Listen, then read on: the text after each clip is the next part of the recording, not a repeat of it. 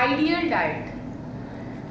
সত্যিকারের আমরা যে সারাদিনে খাবার খাই, there are lot of things like বেশি অনেক রকম আমরা ইনস্ট্রাকশন চারদিকে ছড়িয়ে থাকতে দেখতে পাই।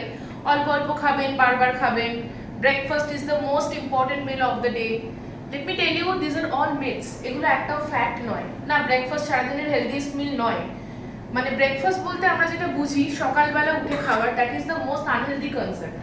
ব্রেকফাস্ট আমরা সেটাকে বলবো যখন ন্যাচারালি ঘুম থেকে উঠে আমরা ফার্স্টিং স্টেটে বডিকে রাখবো এবং যখন আমাদের ফার্স্ট খিদে পাবে তখনই আমরা খাবো। যখন আমরা ফাস্টকে ব্রেক করবো সেই ডায়েটটাকে আমরা বলবো ব্রেকফাস্ট, নট সকালে উঠে সকাল 9টায় টেবিলে যে ডায়েটটা পড়লো। নাম্বার 1। নাম্বার 2 ইজ, তাহলে what would be the pattern of diet?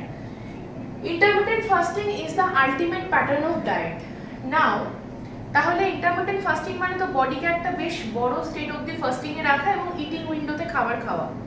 তাহলে কিভাবে সেটা হবে? আলটিমেট এটা তখনই অ্যাচিভ করা সম্ভব যখন স্মল অ্যান্ড ফ্রিকোয়েন্ট মিল এই কনসেপ্টটা বাদ দিয়ে we will adopt fasting and feasting. মানে আমরা যখন খাবো না অটোমেটিক্যালি তখন প্রিভিয়াস ভিডিওগুলো দেখে থাকলে আপনারা জানবেন বডিকে তখন আমরা ইনসুলিন স্পাইক দেবো না।